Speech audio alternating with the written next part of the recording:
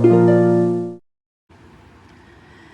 everybody, welcome to Music City Storytime. I hope that you're having a great day today. Well, let's look see what we're reading. We're reading Pete the Cat, Firefighter Pete. Let's get started. Pete has a secret. He has been training after school to be a firefighter. Now his whole class is going on a field trip to the firehouse. Pete climbs onto the bus with his friends. He can't wait to show off his new skills. Wow!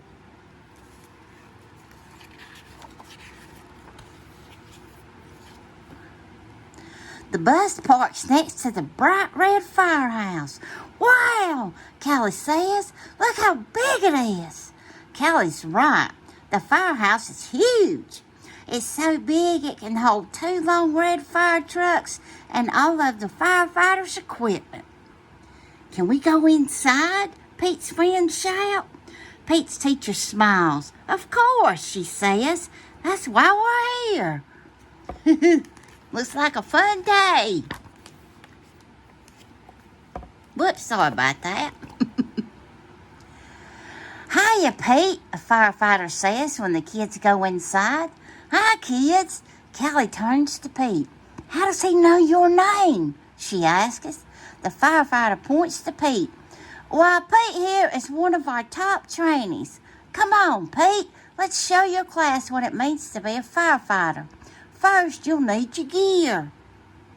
As Pete puts on his boots, the firefighter tells the kids what each thing is for. Pete is putting on what we call turnout gear, the firefighter says. The boots keep our feet safe if we step on something sharp. Those pants and the jacket protect us from the heat and flames of a fire. And the hat protects our head if something falls on us. Pete shows off his full gear. It's so heavy, he can barely move.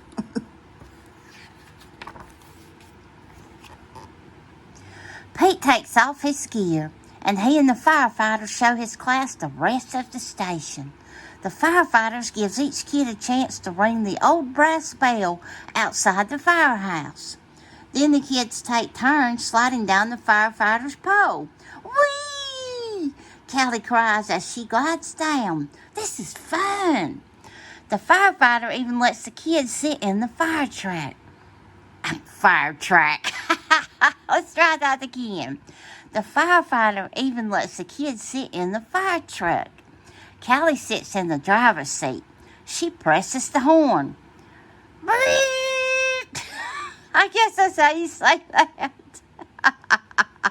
The sound is so loud, everyone covers their ears. Then she turns on the sirens and lights. Whee! Whee! The lights flash red and yellow. Wow, Pete, Callie says. I can't believe you get to do this all the time. It's awesome. And y'all, I don't know. That's not how a fire truck sounds. The siren. I'm sorry about that.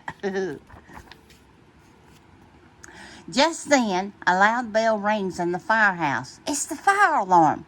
There's a fire in town. Oh, no.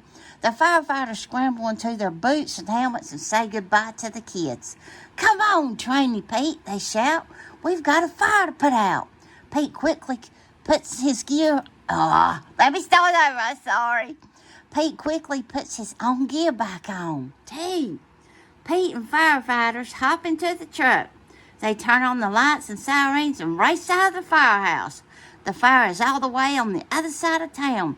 They need to get there fast.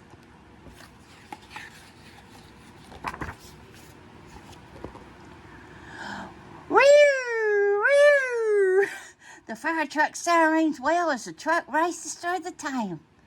It didn't say through the town. The fire truck sirens wail as the truck races through town. The other cars hear it coming and move out of the way. The fire truck goes through red lights and green lights. There's no time to waste.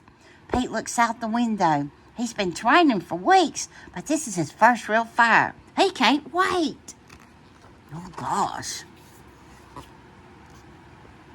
Finally, the crew reaches the side of the fire. It's an old building. Pete looks up. The flames are huge. He's never felt anything so hot before.